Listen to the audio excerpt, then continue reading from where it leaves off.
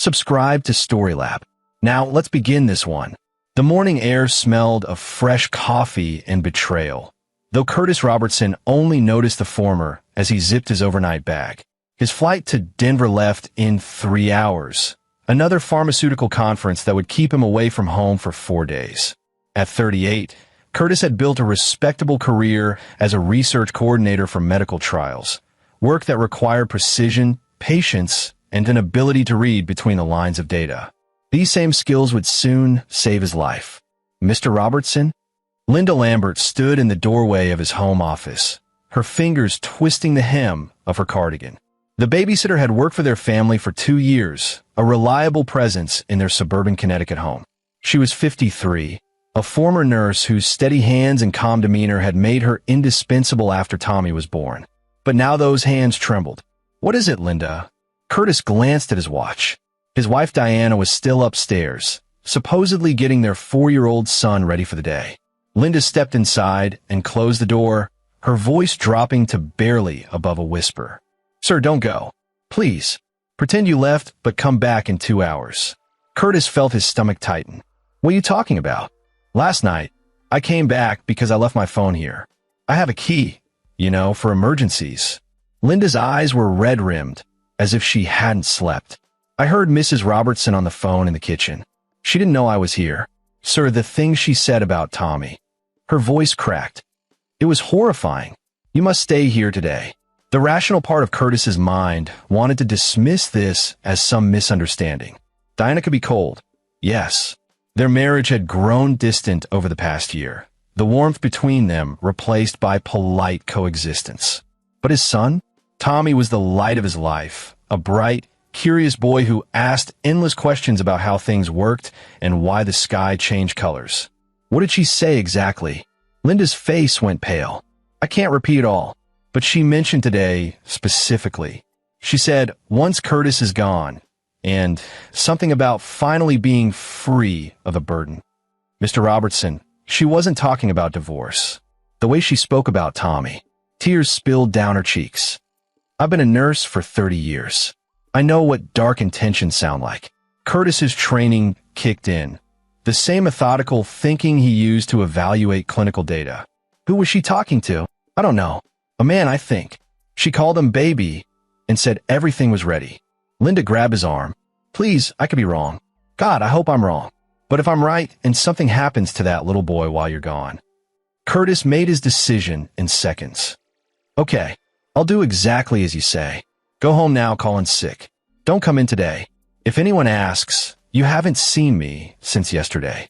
Linda nodded, relief flooding her features. "Thank you. I'm sorry if I'm causing trouble for nothing." "You're not," Curtis said quietly. "Thank you for telling me." 20 minutes later, Curtis carried his bag to his BMW, started the engine, and backed out of the driveway with a wave to Diana, who stood at the kitchen window with Tommy on her hip. He drove 3 blocks, turned into the parking lot of an elementary school closed for teacher training, and parked behind a building where his car couldn't be seen from the street.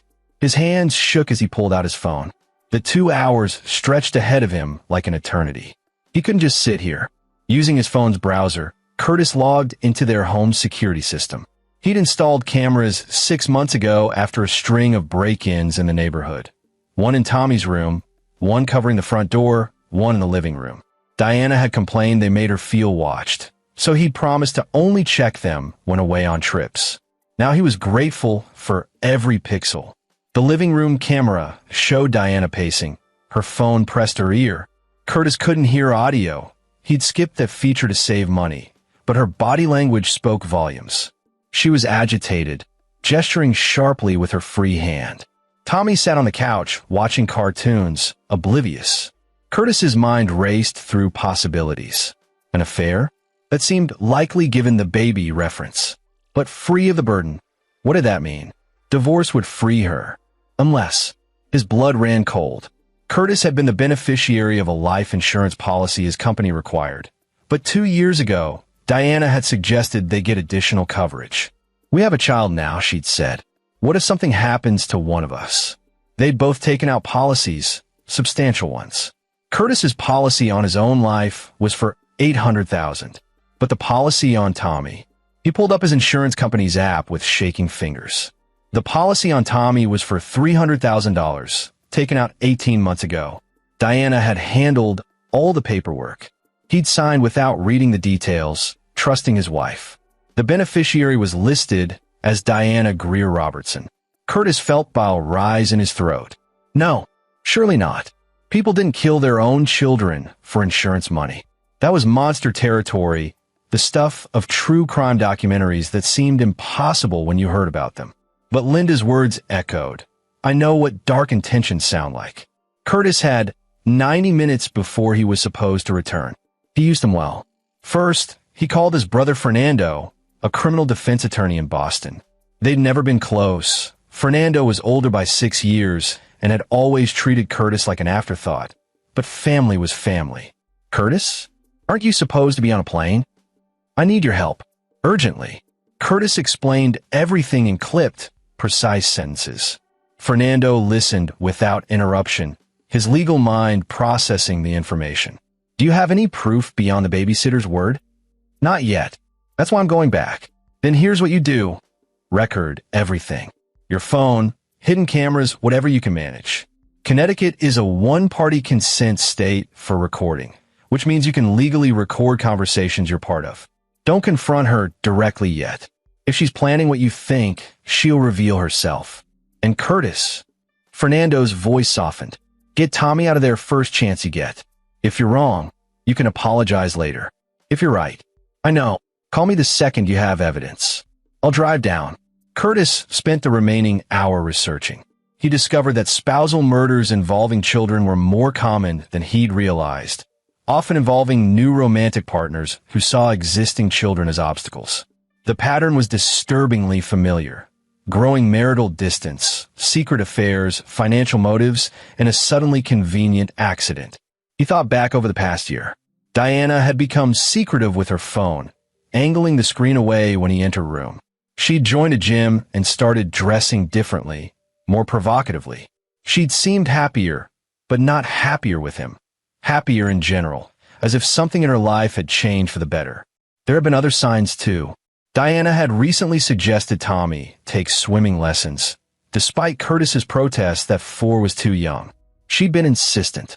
And just last week, she'd brought up the idea of installing a pool, even though their yard was barely large enough, and Curtis had explicitly said no. Water. Easy to make a child's death look accidental. At precisely 2 hours from his departure, Curtis drove back toward his house. He parked 2 streets over, in front of a neighbor's house where he knew the owners were away for the week. He'd brought binoculars from his hiking gear and a portable phone charger. This required patience. The afternoon sun beat down on the BMW as Curtis watched his house through the binoculars. At 2:47 p.m., a silver Lexus pulled into his driveway. A man emerged, tall, athletic build, probably late 30s with styled dark hair and expensive sunglasses. He wore designer jeans and a polo shirt that showed off gym-sculpted arms. Diana opened the door before he could knock. Even from this distance, Curtis could see how she lit up, how she practically threw herself into the man's arms.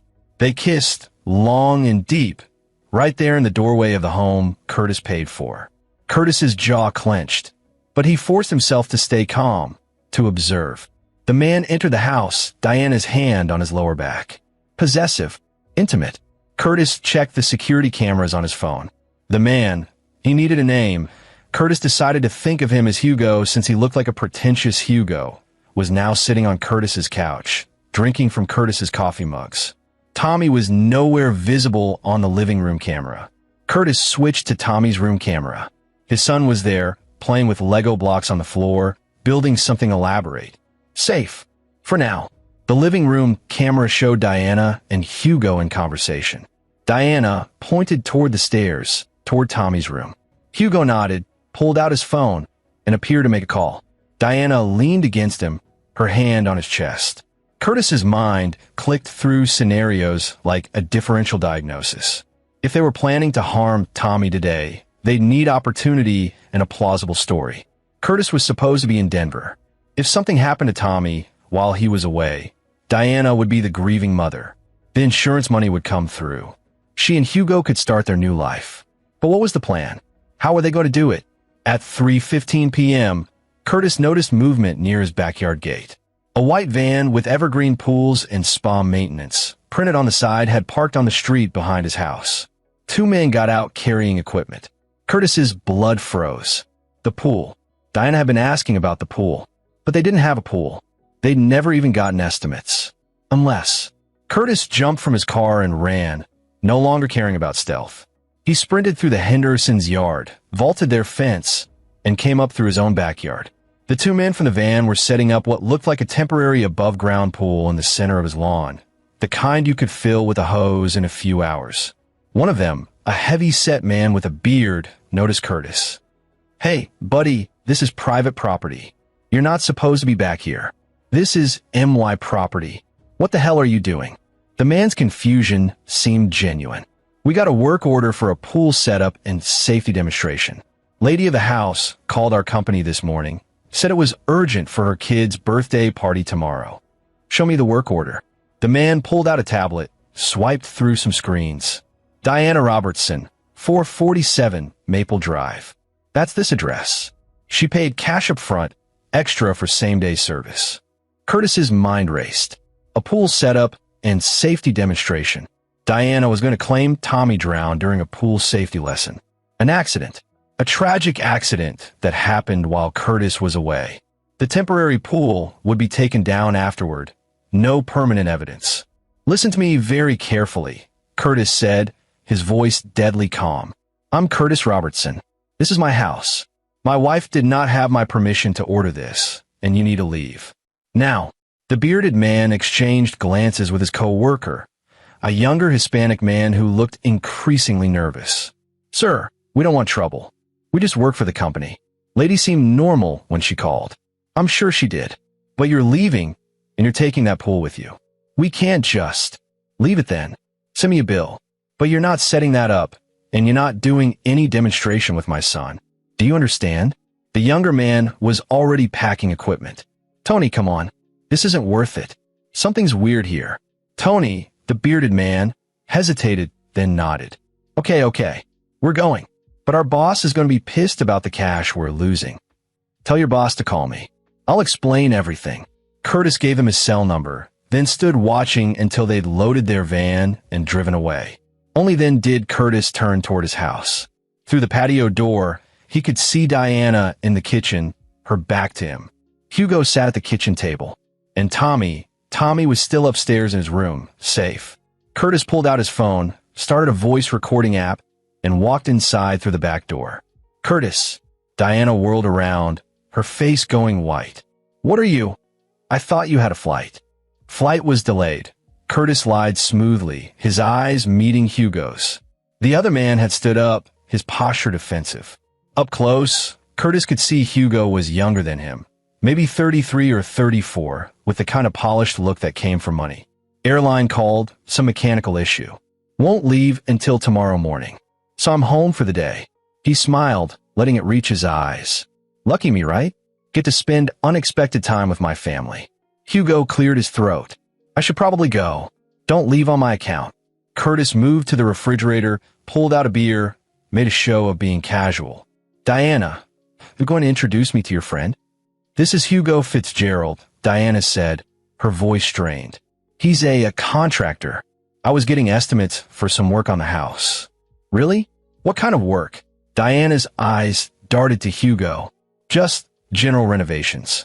Kitchen, maybe the bathrooms." "Interesting.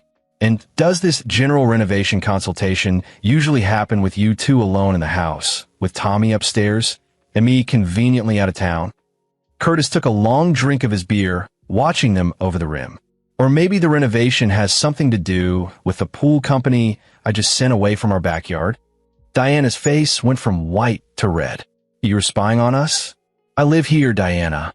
It's not spying when it's my own house." Curtis set down the beer bottle with deliberate care. "So let me ask you directly, what the hell is going on?" Hugo stepped forward, all pretense of being a contractor dropped. "Look, man, this is between you and your wife. You're my house. That makes it my business." Curtis's voice was quiet, controlled, the voice he used when delivering bad news to clinical trial patients. Diana, I'm going to ask you one more time. What are you planning? I don't know what you think you know. I know you called someone last night and talked about being free of the burden once I was gone. I know you took out a $300,000 life insurance policy on our son. I know you've been having an affair with Hugo here. And I know you just paid cash for a pool company to set up in our backyard for a safety demonstration while Tommy is here alone with you. Curtis's hands curled into fists at his sides. So I'll ask one final time. What were you planning to do to my son? The kitchen filled with terrible silence. Diana broke first. Her face crumpled, but not with guilt, with rage. You don't understand. You're never here. You're always working, always traveling, always more concerned with your precious clinical trials than with us. Tommy was supposed to fix our marriage, but he just made everything worse. He's exhausting, Curtis. He never stops asking questions, never stops needing things. I can't breathe in this life anymore. So your solution was to kill him? Curtis's voice cracked despite his efforts to stay controlled. It would have been an accident, Diana whispered. Then, as if realizing what she'd just admitted, her eyes widened. No, I didn't mean an accident, right? During a pool safety demonstration with me conveniently 2,000 miles away. Curtis pulled out his phone, stopped the recording, and sent it immediately to Fernando. Here's what's going to happen now. Hugo, you're going to leave and never come back. Diana, you're going to pack a bag and get out of my house. I'm filing for divorce, and I'm getting a restraining order. And if you try to fight me for custody, you recorded us? Diana's voice rose to a shriek. That's illegal. No, Diana, it's not. Connecticut is a one-party consent state. I can record any conversation I'm part of. Curtis moved toward the stairs. I'm getting Tommy. Why come back down? I want you gone. Hugo finally found his voice. Diana, we should. Shut up. Diana spun on him. This is your fault. You said it would be easy, that no one would question it, that we'd be together. I never said to kill the kid. Jesus, Diana, I thought you were going to, I don't know, send him to boarding school or something. Curtis froze at the top of the stairs. Wait, you knew she was planning something? Hugo ran a hand through his perfect hair. Look, she said she wanted out of the marriage, that she needed money to start over. I suggested she could. He stopped, seeming to realize he was incriminating himself. You suggested she could cash in on her son's life insurance policy. Curtis's voice was deadly quiet. That makes you an accessory. I didn't. We never. Hugo looked at Diana. Tell him we never actually planned to hurt the kid. But Diana's face had transformed into something Curtis didn't recognize. Gone was any pretense of the woman he'd married. In her place stood someone capable of unspeakable evil. You brought him back, she hissed. You ruined everything. Do you have any idea how long I've been planning this? How carefully I've set everything up? Planning what exactly? Curtis needed her to say it. Needed the confession on record. He restarted his phone's recording app, holding it steady. Tommy was supposed to drown today during the pool lesson. A tragic accident. The instructors would testify they tried to save him, but sometimes these things happen. Children are unpredictable around water. Everyone would have been sympathetic. You would have grieved, but eventually you'd move on. I'd have the insurance money, and I could finally live the life I deserve with Hugo. Diana's smile was chilling. But you came back. You always have to ruin everything. Curtis felt ice in his veins. You're talking about murdering our son like it's a business transaction. He's your son, Diana spat. I never wanted him. But you insisted, said a child would complete our family. Well, congratulations, Curtis. You got your perfect little family. I hope you're happy. Curtis didn't wait to hear more. He ran to Tommy's room, scooped up his confused son, and headed for the door. Daddy? Where are we going? On adventure, buddy. We're going to go see Uncle Fernando. Behind him, he heard Diana screaming, heard something shatter. Hugo was shouting too. Curtis didn't care. He strapped Tommy into his car seat, started the engine, and called 911 as he drove. 911, what's your emergency? My name is Curtis Robertson. My wife just confessed to planning to murder our 4-year-old son for insurance money. I have a recording of her confession. I need police sent to my house immediately, and I need to know how to file for emergency custody. As Curtis drove toward the police station, Tommy humming in the back seat, unaware of how close he'd come to death, Curtis realized something. His methodical, careful nature, the same traits that made Diana call him boring, had just saved his son's life. But this was only the beginning.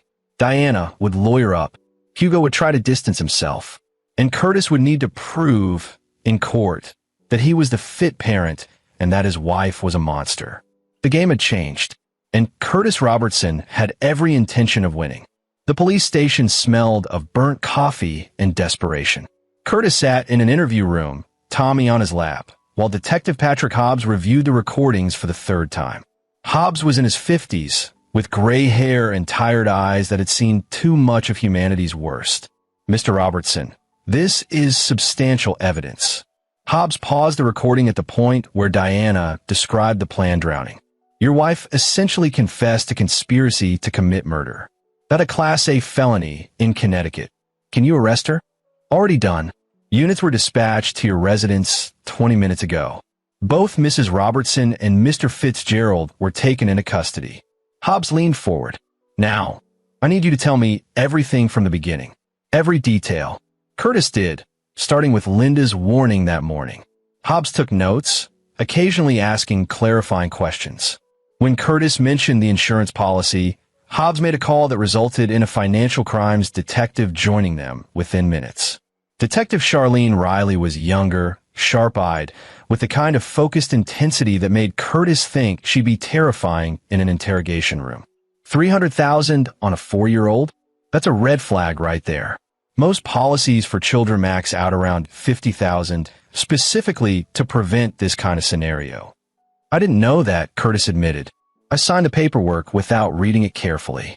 Diana handled all our insurance matters. Don't beat yourself up. That's how these predators work. They exploit trust. Riley pulled up something on her laptop. I'm going to need written authorization to access your family's financial records. Whatever you need. Tommy had fallen asleep against Curtis's chest, exhausted from the stress he couldn't fully understand. A victim services counselor had brought coloring books and juice boxes, but Tommy had only wanted to stay close to his father. Mr. Robertson, we're going to need to place Tommy in protective custody until the initial hearing, Hobbs said gently. Standard procedure in cases involving. No. Curtis's voice was firm. He stays with me. Sir, I understand, but Detective Hobbs, my son almost died today. His mother planned to drown him in our backyard. The only reason he's alive is because I came home early. I'm not letting him out of my sight, and I'm certainly not putting him with strangers. Curtis met the detective's eyes. I'll sleep here in the station if I have to, but he stays with me. Hobbs exchanged glances with Riley, who nodded. I can work with that. We'll arrange for a family services evaluation tomorrow, but for tonight, the boy stays with his father. We'll set you up in one of our safe rooms. Curtis felt some tension leave his shoulders. Thank you. Don't thank me yet. This is going to get uglier before it gets better. Hobbs pulled out another form. Your wife will be arraigned tomorrow morning. Given the severity of the charges and the evidence, we're requesting no bail. But her lawyer will argue she's not a flight risk, that this is all a misunderstanding. It's not a misunderstanding. You heard the recording. I know, but lawyers are good at creating reasonable doubt. They'll say you misinterpreted, that your wife was having an emotional breakdown, that Hugo Fitzgerald manipulated her. Hobbs tapped his pen against the table. This is where things get complicated. Hugo's already requested a lawyer and isn't talking. Your wife, on the other hand, has been very talkative. What's she saying? That you're the one having an affair, that you've been abusive, that she was terrified of you, and Hugo was helping her plan to leave safely. Hobbs held up a hand before Curtis could protest. I don't believe her. The evidence contradicts every word. But she's establishing a narrative, and it's going to be your word against hers in some respects. Curtis felt a chill. Diana was smart. She'd always been smart. And now she was fighting for her freedom. What about the pool company? They were witnesses to part of this. Already tracked them down. Evergreen Pools and Spa Maintenance. The owner, man named Milton Goodrich, is very interested in cooperating. Says your wife paid $4,000 in cash for an emergency same-day setup and a private swimming lesson for your son. Hobbs flipped through his notes. The two workers you encountered, Tony, that's Arthur Floyd, and his partner Eric Hodge, both gave statements confirming everything you said. They're willing to testify. That's good, right? It's excellent. It corroborates your timeline and shows premeditation on your wife's part. She didn't just talk about this. She took concrete steps to make it happen. Riley looked up from her laptop. And I got more good news. Your insurance company records show that your wife has been in contact with them 6 times in the past month, asking about the payout process in the event of a child's death. Curtis felt sick. 6 times? She was making sure she knew exactly how to claim the money. Riley's expression was grim. Mr. Robertson, your wife didn't snap today. This has been planned for weeks, maybe months. The door opened, and Fernando entered, still in his suit from court. Curtis had never been so relieved to see his brother. Fernando took in the scene, Curtis holding Tommy, the detectives, the recording equipment, and something shifted in his expression. Curtis, thank God you're both safe. Fernando turned to the detectives. I'm Fernando Michael, Mr. Robertson's attorney. I'm assuming my brother's being treated as a witness, not a suspect. Correct, Hobbs confirmed. He's been cooperative and forthcoming. We have no reason to suspect him of any wrongdoing. Good. Then I need to speak with my client privately. Once they were alone in a different room, Fernando sat across from Curtis and studied him carefully. You did everything right. You stayed calm, you documented everything, you got Tommy to safety. But now the hard part begins. What do you mean? Diana's going to argue that you're an unfit parent. She'll say you traveled too much, that you were neglectful, that Tommy would be better off in foster care than with you. Fernando's voice was matter of fact. She's going to make this a custody battle, even from jail. But she tried to kill him, which is why you're going to win. But it won't be easy or fast. Fernando pulled out his tablet, started typing notes. First, we file for emergency sole custody. Given the circumstances, that should be granted immediately. Then we file for divorce on grounds of abandonment and cruelty. We document everything, the affair, the insurance fraud scheme, the attempted murder. We build a case so airtight that no judge could possibly side with her. How long will this take? Months minimum. Maybe longer if Diana's lawyer is good. Fernando looked at Tommy, still sleeping against Curtis's chest. But you have time, and you have truth on your side. That counts for more than you'd think. I want her to pay Fernando. Not just legally. I want the world to know what kind of monster she is. Careful. Fernando's voice dropped. Revenge thinking can cloud judgment. Your priority is Tommy, protecting him, giving him stability. Everything else is secondary. Curtis knew his brother was right, but the fury burning in his chest wouldn't be extinguished so easily. Diana had planned to murder their son. She'd kissed Curtis goodbye that morning knowing she intended to kill Tommy while Curtis was away. What kind of person could do that? A knock at the door interrupted his thoughts. Detective Riley entered with a young woman Curtis recognized as in Maldonado, a child psychologist he'd seen speak at a conference once. Mr. Robertson, this is Dr. Maldonado. She's going to do a brief evaluation of Tommy when he wakes up, just to assess his emotional state and make sure he's processing everything appropriately. Riley's tone was gentle. It's standard procedure, and it'll help your custody case. Of course, whatever Tommy needs. Tommy stirred, rubbing his eyes. Daddy? I'm hungry. I bet you are, buddy. How about we get you some dinner? Curtis looked at the detectives. Am I free to leave? For now. But stay local and keep your phone on. We'll need you to come back for formal depositions. Hobbs handed Curtis a card. And Mr. Robertson? Be careful. Diana Robertson is out on bail. Her father posted it an hour ago. Curtis felt his stomach drop. What? You said you were requesting she be held. We did. The judge disagreed. She's on house arrest with an ankle monitor, and there's a restraining order keeping her 500 yards from you and Tommy. But I wanted you to be aware. Hobbs's expression was apologetic. Her father is Harold Ayers. Judge Harold Ayers, retired Connecticut Superior Court. Of course he is, Fernando muttered. Curtis, you never mentioned Diana came from money and connections. I didn't think it mattered. It always matters. Fernando stood. Okay, new plan. You and Tommy are staying with me in Boston until this blows over. My building has security, and I'm not leaving you vulnerable to whatever Diana might try next. Curtis wanted to argue, to say he could handle this himself, but looking at Tommy's confused face, he knew Fernando was right. Okay, let me just get some of our things from the house. Not happening. We'll send someone to pack for you. You're not going near that house until Diana is safely behind bars for good. Fernando was already on his phone, calling people, making arrangements. I'm getting you a protection detail. Off-duty cops, people I trust. Is that really necessary? Your wife tried to murder your child. Yes, it's necessary. Fernando's voice was sharp. Listen to me, Curtis. This woman is desperate now. Desperate people do desperate things. Until she's convicted and sentenced, you and Tommy are at risk. As they left the police station, Curtis carrying Tommy and surrounded by 2 large off-duty officers Fernando had hired, Curtis realized his entire life had changed in the span of a single day. This morning he'd been a happily married man, or so he'd thought, about to leave for a business trip. Now he was a single father, his wife was facing murder conspiracy charges, and his son had nearly been killed. But Tommy was alive. That was what mattered.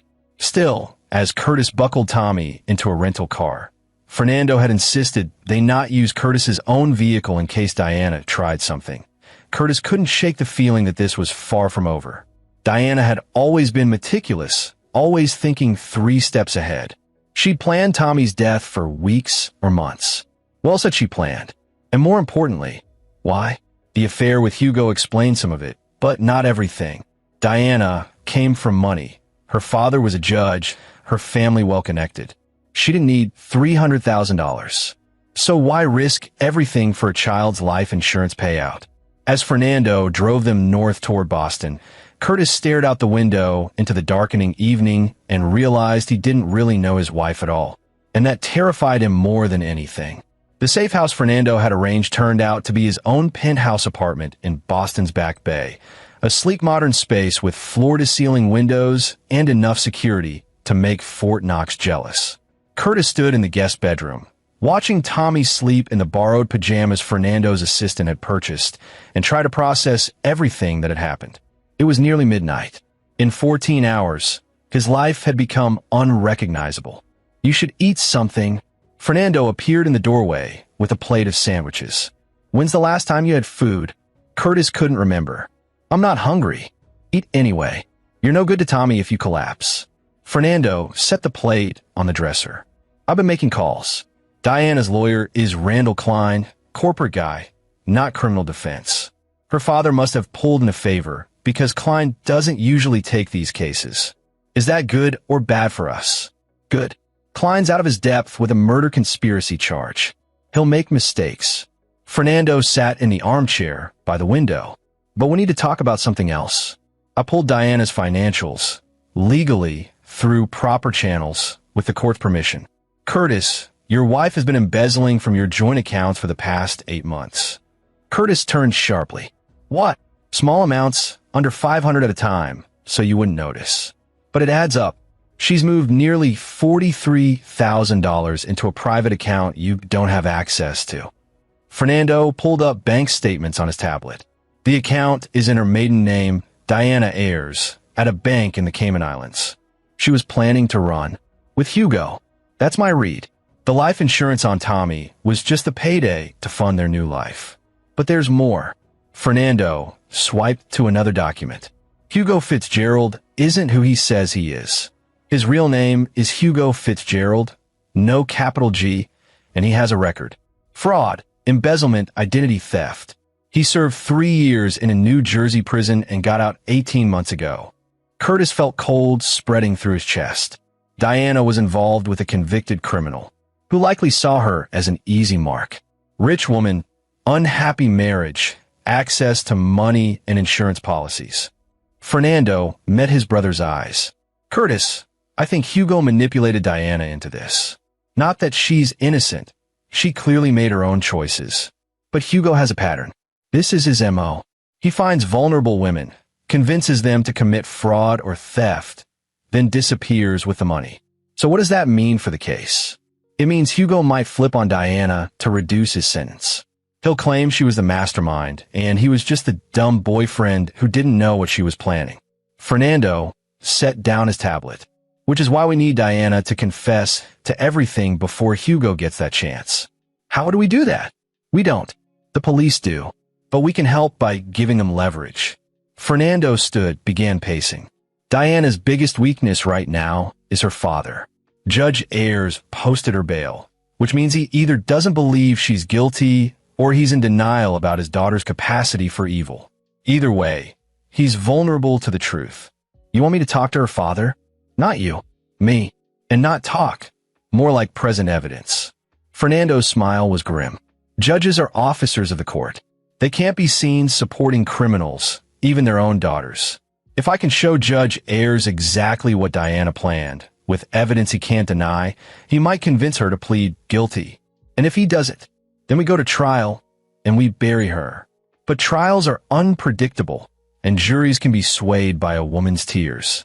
It's better if Diana pleads guilty and this never sees a courtroom. Fernando checked his watch. I'm meeting with Judge Ayers tomorrow at 2 p.m. You're not coming. You need to stay here with Tommy and start rebuilding your life. What about my job? I was supposed to be at a conference. Already handled. I called your supervisor, explained you had a family emergency. They've given you 2 weeks leave with full pay. Fernando softened slightly. Curtis, you need to let people help you. This isn't something you can manage alone. Curtis wanted to argue, but Fernando was right. He was out his depth. Criminal law, custody battles, financial fraud, these weren't his areas. He was a research coordinator, skilled at reading medical data and managing clinical trials. This was Fernando's world. Okay, what do I do? You take care of Tommy. You document everything. Every conversation with Diana, every court appearance, every interaction.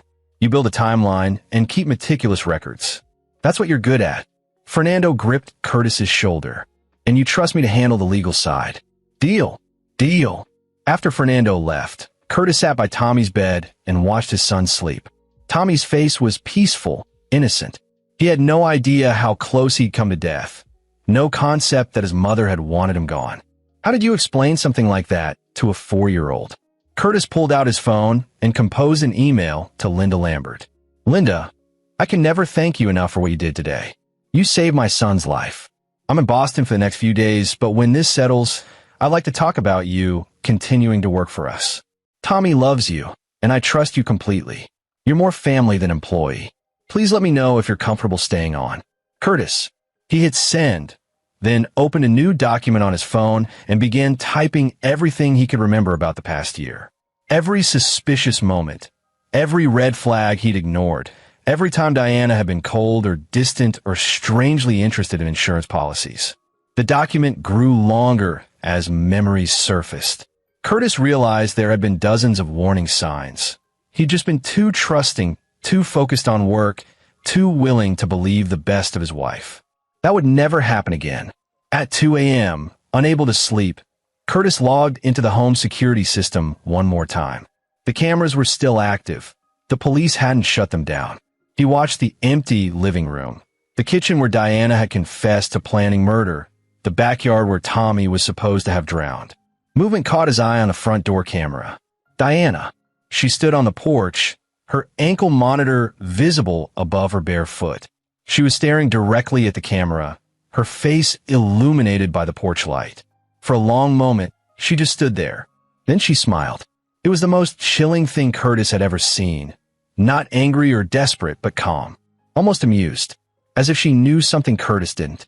Diana raised her hand, waggled her fingers in a little wave directly at the camera, then turned and walked back inside. Curtis felt ice in his veins. She knew he was watching. She wanted him to see her there, wanted him to know she wasn't afraid. The message was clear. This isn't over. Curtis forwarded the security footage to Fernando and Detective Hobbs with a one-line message. Diana was at the house tonight, violating the restraining order. The response from Hobbs came 5 minutes later. On it. We'll pick her up first thing in the morning. But Curtis couldn't shake the image of that smile, that casual wave. Diana wasn't acting like someone who'd just been caught planning to murder her child. She was acting like someone who still had cards to play. which meant Curtis needed to figure out what those cards were before Diana could use them. He opened a new search window on his phone and typed, Hugo Fitzgerald, New Jersey fraud case. If Curtis was going to protect his son, he needed to know everything about the man who'd helped Diana plan murder. And he needed to find out before Hugo made his move. The night stretched ahead, sleepless and full of dangerous possibilities. But Curtis Robertson had never backed down from a challenge before. He wasn't about to start now. Morning came too early, filtered through Boston's skyline and into Fernando's guest room. Tommy woke first, confused by the unfamiliar surroundings, but quickly distracted when Curtis suggested they make pancakes together. As they worked side by side in Fernando's designer kitchen, Tommy on a step stool, carefully pouring batter, Curtis tried to maintain some semblance of normalcy. "Daddy, when are we going home?" Tommy asked, chocolate chips balanced in his small palm. "Not for a little while, buddy. We're staying with Uncle Fernando for now. Is Mommy coming too?" Curtis's chest tightened. How much should he tell a 4-year-old? Dr. Maldonado had advised honesty appropriate to his age level. But how do you explain attempted murder to someone who still believed in tooth fairies? "No, Tommy. Mommy did something wrong, and she has to stay at her house for now." "Did she get a timeout?" Something like that. Tommy seemed satisfied with this answer and returned his attention to the pancakes. The innocence of childhood was a blessing Curtis would protect at all costs. Fernando emerged from his home office at 9, already dressed in one of his impeccable suits. "Curtis, we have a problem." Curtis ushered Tommy toward the living room with cartoons and juice, then followed Fernando back to the office. "What now?" Diana's lawyer filed an emergency custody petition this morning. She's claiming you kidnapped Tommy and are keeping him from his mother. The hearing is at 3 p.m. today. Fernando's expression was grim. She violated the restraining order last night, but somehow Klein is spinning it as Diana being emotionally distraught and not in her right mind. He's arguing for supervised visitation. Supervised? After she tried to kill him, Klein is arguing there's no proof of that. He says the recording is ambiguous, that Diana was having an emotional breakdown and said things she didn't mean, that this whole thing is you overreacting to discovering her affair and trying to punish her by taking Tommy away. Curtis felt rage building in his chest. That's insane. You heard the recording. She described the plan in detail. I know, but Klein is good at what he does, even if he's out of his element. He's creating enough reasonable doubt to muddy the waters. Fernando pulled up a document on his computer. However, we have some leverage. Detective Riley finished her financial investigation. Diana didn't just steal $43,000 from your joint accounts. She also maxed out 3 credit cards in your name that you didn't know existed. Total fraudulent debt, $87,000. Curtis felt like he'd been punched. How did I not know? She had the statements sent to a P.O. box. She'd been planning this for over a year, Curtis. This wasn't impulsive. This was calculated. Fernando printed out financial statements. The good news is this gives us ammunition. We can demonstrate a pattern of deception, theft, and premeditated criminal behavior. What about Hugo? Has he talked? Not yet, but his public defender reached out this morning. Hugo's willing to testify against Diana in exchange for a reduced sentence. Fernando met Curtis's eyes.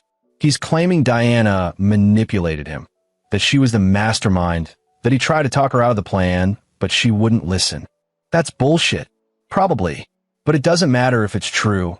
It matters if a jury believes it. And a charismatic conman like Hugo, he could sell that story. Fernando closed his laptop, which is why we need to move first. I'm meeting with Judge Ayers at 2 before the custody hearing. I'm going to show him everything. The recordings, the financial fraud, Hugo's criminal history, the pool company statements. If Ayers has any decency, he'll convince Diana to plead guilty and save everyone a trial. And if he doesn't, then we go to war. The hours until the custody hearing passed in a blur of preparation. Fernando's assistant, a sharp woman named Audrey Snell, arrived with clothes for Curtis and Tommy. Apparently, Fernando had anticipated they'd need a wardrobe.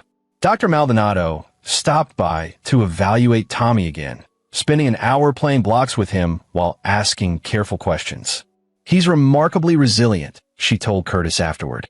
No signs of trauma from yesterday. He seems to understand that something bad almost happened, but that his daddy kept him safe. That sense of security with you is critical. We'll need to tell him eventually what Diana planned. Not for years. When he's older, maybe a teenager, and only if he asks. For now, age-appropriate honesty is enough. Dr. Maldonado handed Curtis her card. I'm recommending full custody to you in my report to the court. Diana Robertson should not have unsupervised access to Tommy, possibly ever.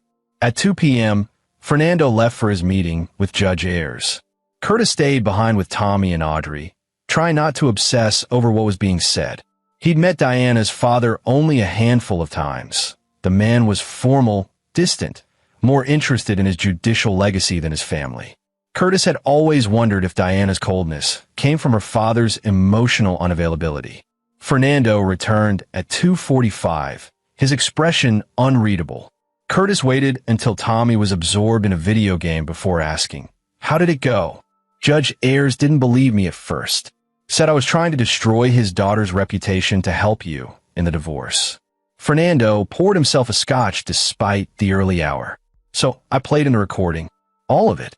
Diana confessing to planning Tommy's murder, the details about the pool, the insurance money. And he left the room for 10 minutes. When he came back, his eyes were red. He said, "If what you're showing me is true, Diana is not the daughter I raised." Fernando took a long drink. I told him everything is documented, verified, and corroborated by multiple witnesses. I told him that Diana has two choices: plead guilty to conspiracy and get a reduced sentence, or go to trial and get buried under the evidence. What did he say? He's going to talk to her tonight. He's not making any promises, but I think we got through to him. Fernando checked his watch. We need to go. Custody hearing starts in 15 minutes. The courtroom was smaller than Curtis expected, more like a conference room than the dramatic spaces he'd seen on TV. Judge Emma Nichols presided, a stern woman in her 60s who looked like she'd heard every sob story and excuse imaginable.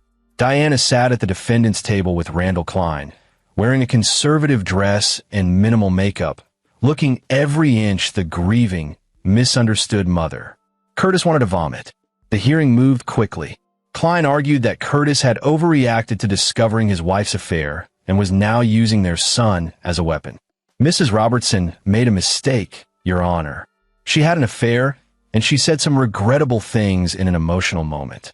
But to paint her as a would-be murderer based on one conversation taken out of context is a grotesque distortion of reality. Fernando stood, his voice calm and measured. Your Honor, I'd like to play a recording for the court. Objection, Klein said immediately. The recording is of questionable legality. Connecticut is a one-party consent state, Your Honor. Mr. Robertson was present during the conversation and had every legal right to record it. Fernando looked at Klein with barely concealed contempt. Unless opposing counsel is arguing that citizens can't record conversations in their own homes. Judge Nichols considered. I'll allow it. Play the recording. Diana's voice filled the courtroom. Tommy was supposed to drown today during the pool lesson. A tragic accident. Curtis watched Diana as her own words condemned her. She sat perfectly still, her hands folded on the table, her face blank.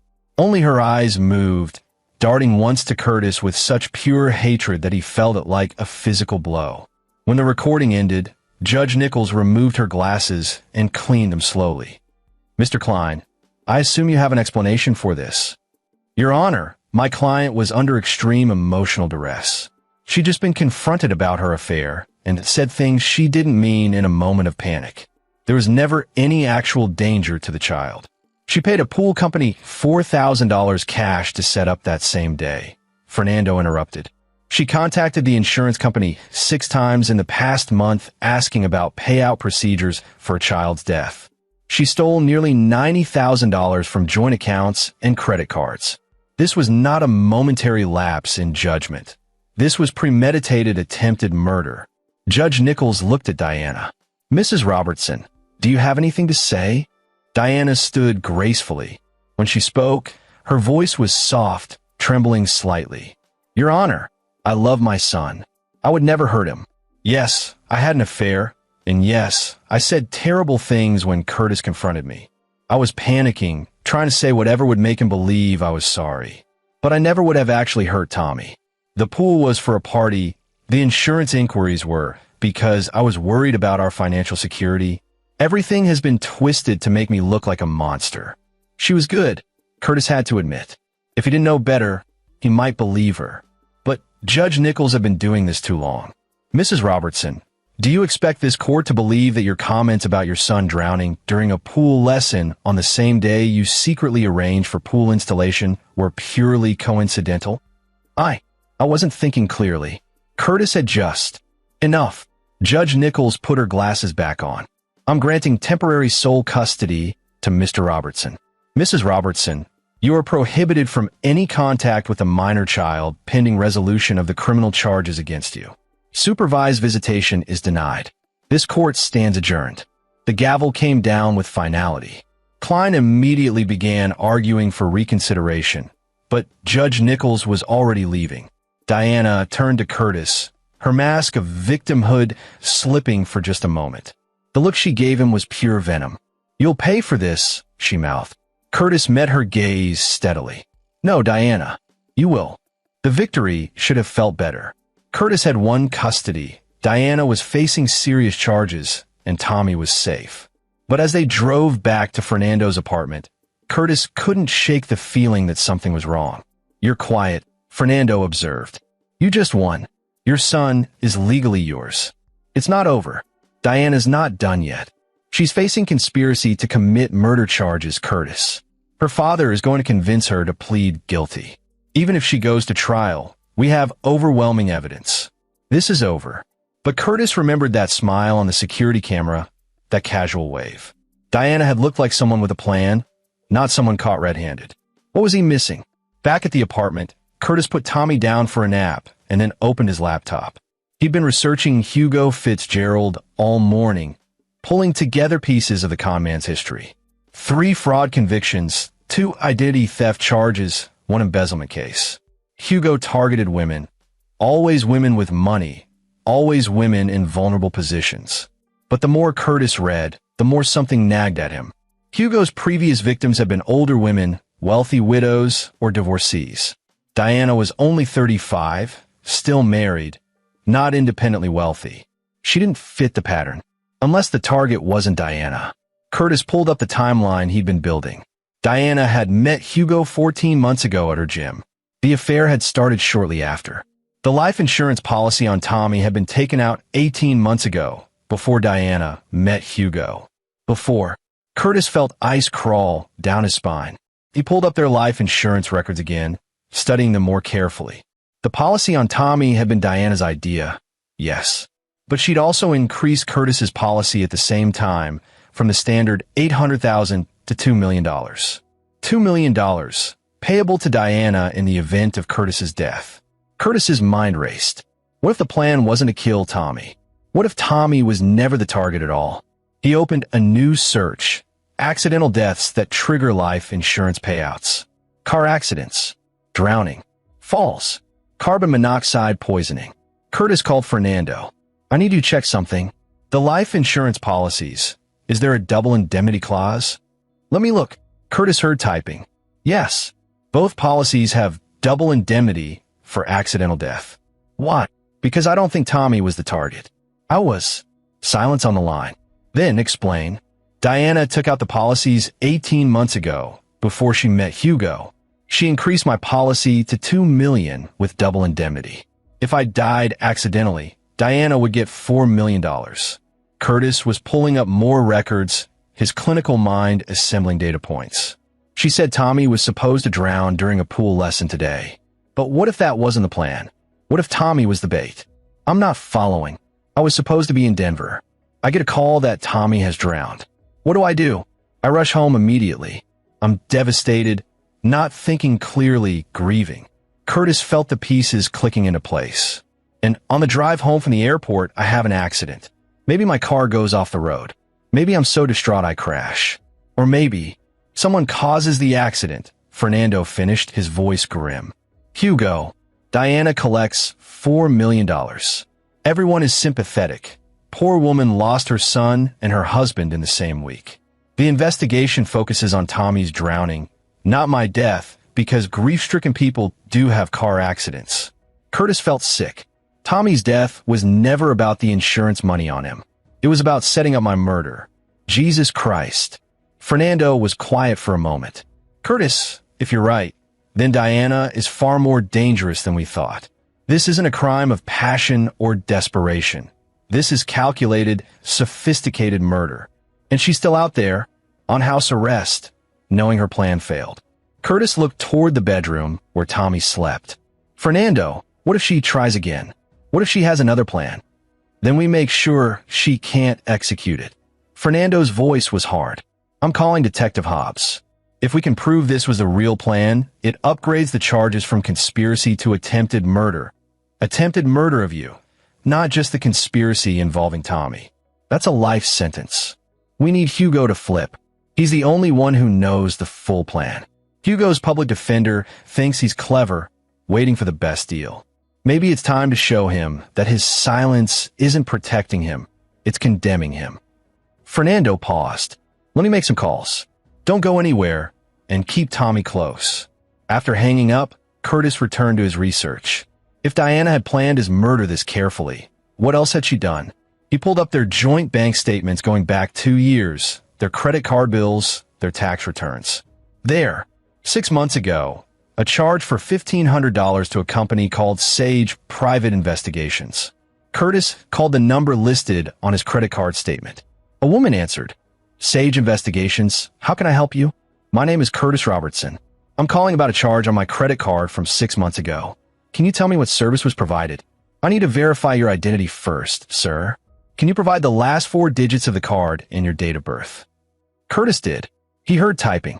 Yes, Mr. Robertson. You hired us for a standard background check package. Do you need a copy of the report? I didn't hire you. My wife must have used my card. What was the background check for? More typing. It says here the check was for a Curtis Robertson, looking into financials, employment history, insurance policies, and next of kin. The report was delivered via email to... The woman read off Diana's email address. Curtis felt cold. Did the report include information about beneficiaries on life insurance policies? That's standard in our comprehensive package, yes. Thank you. Curtis hung up. Diana had done her homework.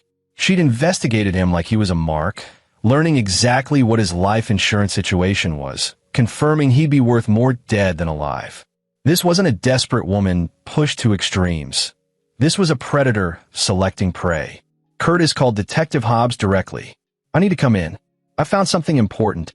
Can it wait until tomorrow? We're in the middle of interviewing Hugo Fitzgerald again.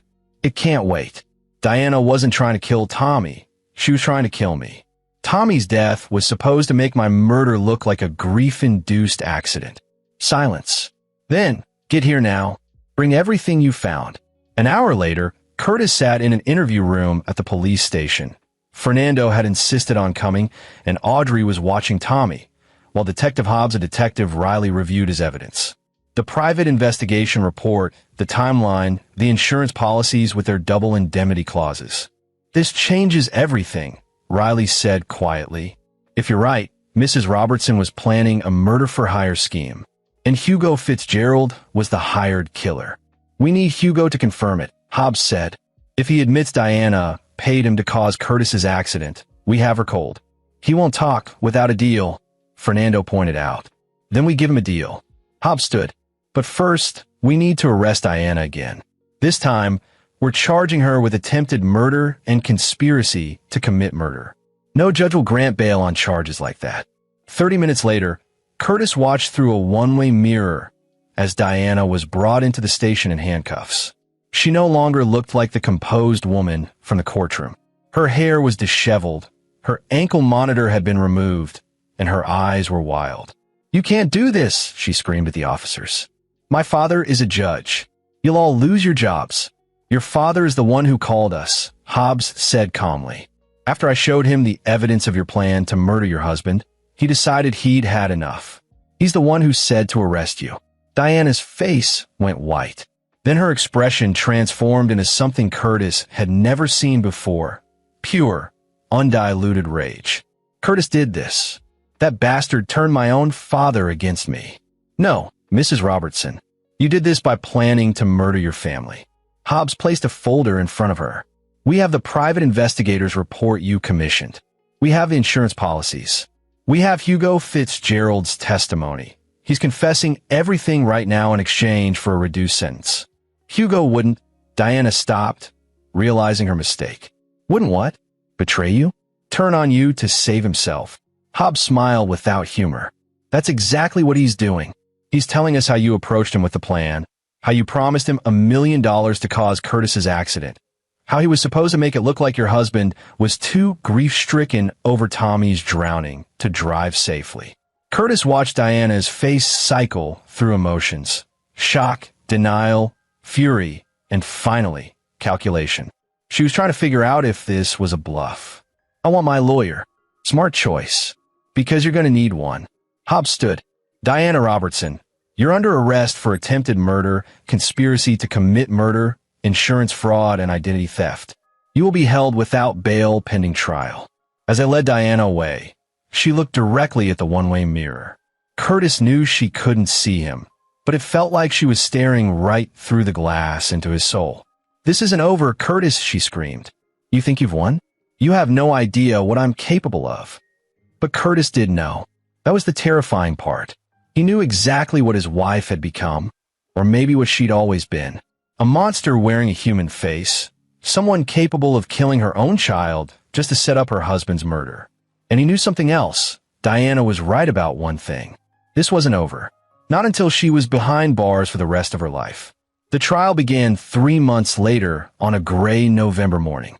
Curtis had spent those months rebuilding his life, moving into a new house across town, establishing routines with Tommy, going back to work part-time. Fernando had handled the legal complexities while Curtis focused on being a father. But now, sitting in the courtroom while Diana's defense attorney painted her as a victim of abuse and manipulation, Curtis felt his carefully constructed calm threatening to crack. Ladies and gentlemen of the jury, Randall Klein said in his opening statement, you're going to hear a lot of damning evidence against my client. Recordings, financial documents, testimony from alleged co-conspirators. But I ask you to remember, Diana Robertson is not on trial here. Curtis Robertson's version of Diana Robertson is. Fernando leaned over and whispered. He's going to argue unreliable narrator. Stay calm. Curtis watched Diana as Klein spoke. She looked gaunt, her orange jumpsuit hanging loosely. She'd lost weight in jail, and her once perfect hair was now pulled into a simple ponytail. She looked nothing like the monster who'd planned to murder her family. She looked like someone's daughter, someone's mother. That was the point, Curtis realized. Klein was humanizing her. The prosecution's case was methodical. Detective Hobbs testified about the investigation. Detective Riley walked through the financial evidence. The pool company owner, Milton Goodrich, described Diana's suspicious cash payment and urgent request for same-day service. Linda Lambert broke down on the stand while describing the phone call she'd overheard. But the most damaging testimony came from Hugo Fitzgerald. Hugo had cleaned up for court, his hair cut short, wearing a suit instead of his typical designer casual wear. He looked like a contrite man who'd made a terrible mistake, not a career criminal who'd planned murder. Tell the jury how you met Diana Robertson. The prosecutor, a sharp woman named Julia Murray, prompted. At a gym. She approached me, actually started flirting. Hugo's voice was steady. I didn't know she was married at first. When I found out, I should have walked away. But she was intense. She said her husband ignored her, that her marriage was dead. When did she first mention killing her family? About 4 months into the affair. She said if Tommy was gone, Curtis would be devastated. And if Curtis was too grief-stricken to drive safely. Hugo trailed off. She made it sound like it wouldn't really be murder. Just helping accidents along. Curtis felt his hands curl into fists. Fernando put a warning hand on his arm. Did she offer you money? $1 million. From Curtis's life insurance payout. Hugo looked down. I'm ashamed to say I agreed. I'd spent years in prison for fraud, and here was someone offering me more money than I'd ever seen. I told myself it was just an opportunity. But you never actually caused Curtis's accident. Why not? Because Curtis came home early. The whole plan fell apart. And when I saw Tommy, Hugo's voice cracked convincingly. He was just a little kid. I realized what we were planning to do. I couldn't go through with it. Curtis wanted to scream. Hugo was painting himself as a man with a conscience, someone who'd been led astray, but ultimately chose right. It was a masterful performance. Klein didn't even cross-examine. Hugo's testimony actually helped their case. If Hugo had manipulated Diana, convinced her to go along with his plan, then Diana was a victim too. When the prosecution rested, Klein called only 2 witnesses, a psychiatrist who'd evaluated Diana and pronounced her suffering from postpartum depression and dissociative episodes, and Diana herself. Diana took the stand wearing a simple blue dress, no makeup, her eyes red-rimmed. She looked like a broken woman. Mrs. Robertson, Klein began gently. Tell the jury about your marriage to Curtis. I loved him when we married. But after Tommy was born, Curtis changed. He was gone all the time, always working, always traveling. I felt so alone. Diana's voice trembled. I was drowning in motherhood. Tommy was a difficult baby, colicky and demanding. I had no help, no support system. And Curtis just wasn't there. Curtis felt the jury's eyes shift him. Klein was building a narrative. The absent father, the overwhelmed mother. When did you meet Hugo Fitzgerald? About a year ago. He paid attention to me. He made me feel seen. Diana wiped her eyes. I know it was wrong to have an affair. I'm not proud of that. But I was desperate for human connection. And the plan to harm your family. Whose idea was that? Hugo's. Diana looked directly at the jury. He said if something happened to Tommy and Curtis, I'd have money to start over. I thought he was joking at first, but he kept bringing it up, pressuring me, telling me how easy it would be. Her voice dropped. I was in a dissociative state during those conversations. My psychiatrist says I was essentially having a mental breakdown. The things I said on that recording, that wasn't me. That was a woman who'd lost herself. Klein let the moment breathe. Mrs. Robertson, did you actually plan to kill your son? Never. God, never. Diana's tears looked genuine. I loved Tommy more than anything. When Curtis came home and accused me, I panicked. I said terrible things trying to make him understand how desperate I felt. But I never would have hurt my baby. And Curtis's life insurance? Hugo's obsession, not mine. I didn't even know about the double indemnity clause until the police told me. By the time Klein finished, half the jury looked sympathetic. Curtis felt sick. Fernando called Curtis to the stand for rebuttal. Curtis walked through his version of events carefully, methodically, the way he'd present clinical data. Mr. Robertson, Fernando asked, in the year before these events, how much time did you spend traveling? I was gone roughly 4 days per month. About 48 days total that year. And when you were home, I was fully present. I'd take Tommy to the park, read him bedtime stories, give Diana breaks so she could go out with friends or have time to herself. Curtis looked at the jury. Was I perfect? No, but I was trying. And I never, not once, gave Diana reason to believe I wouldn't support her if she needed help. Did your wife ever tell you she was struggling? Not directly. If she had, I would have adjusted my schedule, hired more help, done whatever was needed. Curtis's voice was firm, but she never asked. She just started an affair and planned to murder me. Klein's cross-examination was brutal. He pointed out that Curtis couldn't prove how present he'd been, that perception and reality often differed, that maybe Curtis hadn't noticed his wife's suffering because he was too absorbed in his work. But Curtis had one advantage. He had the recordings. Fernando played them again for the jury. Diana's voice, clear and cold, describing Tommy's planned drowning, describing the insurance money. There was no dissociation in that voice, no mental breakdown. There was only calculation. Mrs. Robertson, Fernando said in his closing argument, wants you to believe she's a victim. That Hugo Fitzgerald manipulated her. That postpartum depression made her say things she didn't mean. That her husband's absence drove her to madness. But ladies and gentlemen, the evidence tells a different story. Diana Robertson hired a private investigator to research her husband's finances. She increased his life insurance policy without his knowledge. She stole $90,000 from joint accounts. She paid a pool company in cash to set up what was supposed to be a murder scene. These are not the actions of a woman having a mental breakdown. These are the actions of a woman committing premeditated murder. The jury deliberated for 6 hours. When they returned, the four women stood and read the verdict. Count 1, attempted murder of Curtis Robertson, guilty. Count 2, conspiracy to commit murder, guilty. Count 3, insurance fraud, guilty. Count 4, identity theft, guilty. Diana showed no emotion as the verdicts were read. She simply stared at Curtis across the courtroom, her expression blank. At sentencing 2 weeks later, Judge Nichols looked at Diana with something like pity. Mrs. Robertson, you had every advantage in life. Loving parents, education, a child who deserved better than what you planned for him. Instead of cherishing what you had, you chose murder. Instead of asking for help, you chose betrayal. This court sentences you to 35 years in state prison without possibility of parole. Diana finally broke. She screamed, lunging toward Curtis before the bailiffs restrained her. This is your fault. You did this. You took everything from me. No, Curtis said quietly, though she couldn't hear him over her own screaming. You did this to yourself. As they led Diana away, still shouting accusations and threats, Curtis felt something inside him settle. It wasn't quite peace. He'd never forget what his wife had planned. But it was justice. Tommy would grow up knowing his father had protected him, had chosen him over everything else. And Diana would spend the next 3 decades behind bars, thinking about the monster she'd become.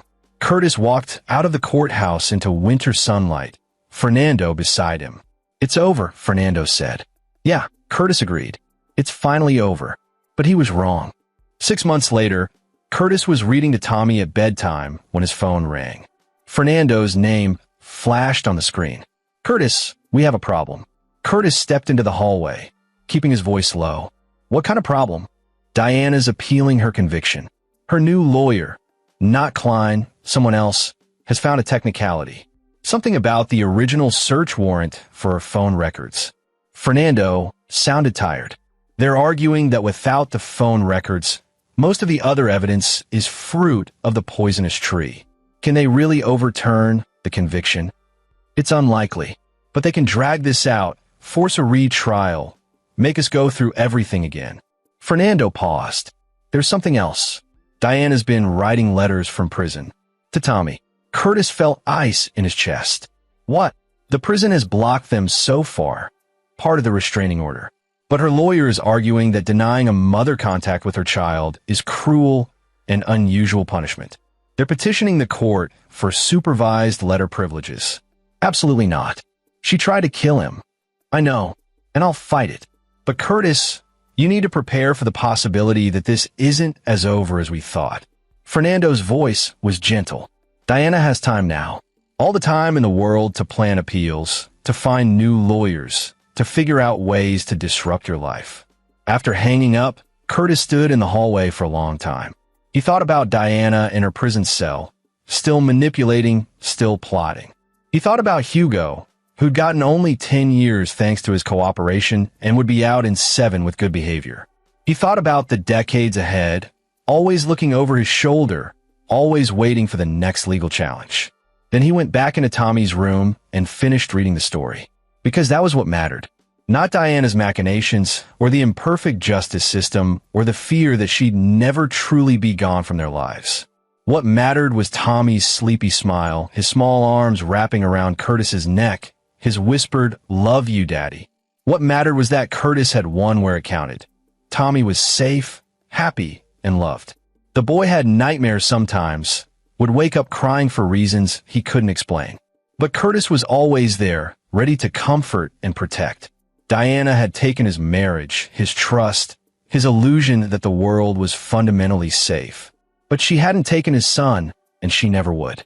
3 months later, Diana's appeal was denied. The conviction stood. 2 years later, Hugo was released from prison and immediately violated his parole. He was caught running another con and sent back for his full sentence. 5 years later, Tommy started 3rd grade. He had friends, played soccer, and loved science. He knew his mother was away and that she'd done bad things, but the details would wait until he was older. 10 years later, Curtis had remarried, a kind woman named Linda Lambert, the same Linda who'd warned him all those years ago.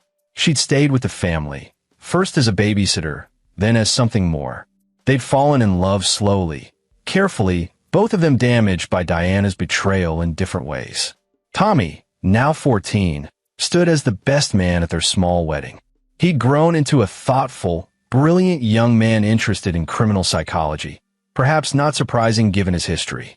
He wanted to understand how people became monsters, how someone like his mother could plan to kill her own family. Curtis knew the answer. Some people were always monsters. They just hid it better than others.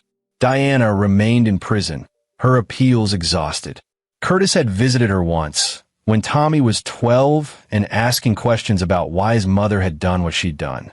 Curtis had needed to see her to understand if there'd ever been a real person beneath the monster. She'd looked old, worn down by prison life. But when she'd seen Curtis through the plexiglass, her eyes had lit with the same calculation he remembered. "You won," she'd said simply. "I underestimated you. You underestimated how much I loved my son." Love. Diana had laughed bitterly. "Love is just another kind of weakness, Curtis. It makes you predictable, controllable. No, Diana. Love is what saved us. You never understood that." As Curtis had walked away, he'd heard her shout one final thing. "He'll find out eventually. Tommy will learn what you did to me." But Curtis wasn't afraid, because he'd done nothing except protect his child. The truth was on his side, documented in court records and evidence lockers. The truth was that a father had loved his son enough to fight for him. And in the end, love had won. Curtis sat on his porch 15 years after that terrible day when Linda had warned him, watching Tommy, now 19 and home from college, throwing a football with his younger half-sister Emma. Life had gone on. The scars remained, but they'd healed. Diana had 20 years left on her sentence. By the time she got out, Tommy would be in his 30s, Curtis in his 50s. Maybe she'd be reformed. Maybe she'd still be the monster. It didn't matter anymore, because Curtis had built something Diana could never take away, a family based not on lies and manipulation, but on trust, honesty, and genuine love. As the sun set and Linda called everyone in for dinner, Curtis thought about the man he'd been that morning 15 years ago, trusting, naive, oblivious to the danger in his own home. He'd evolved into someone stronger, wiser, more careful, someone who trusted his instincts and protected what mattered most. Diana had tried to destroy him. Instead, she'd made him better. And that, Curtis thought as he went inside to his family, was the sweetest revenge of all. Living well, living honestly, living with love. Diana had lost everything in pursuit of money and freedom. Curtis had nearly lost everything, but had fought back and won. The story could have ended in tragedy. Instead, it ended with a father and son safe, a monster behind bars, and justice served. Not a perfect ending. Tommy would always carry the knowledge of what his mother had planned. But a good ending. A true ending. And sometimes that was enough. Curtis closed the door on the past and sat down to dinner with his family, grateful for every moment, every day, every second chance life had given him. He'd faced the worst a human could do and had survived. More than survived, he'd triumphed. And that made all the difference. This is where our story comes to an end. Share your thoughts in the comments section. Thanks for your precious time. If you enjoyed this story, then please make sure you subscribe to this channel. That would help me a lot. Click on the video you see on the screen, and I will see you there.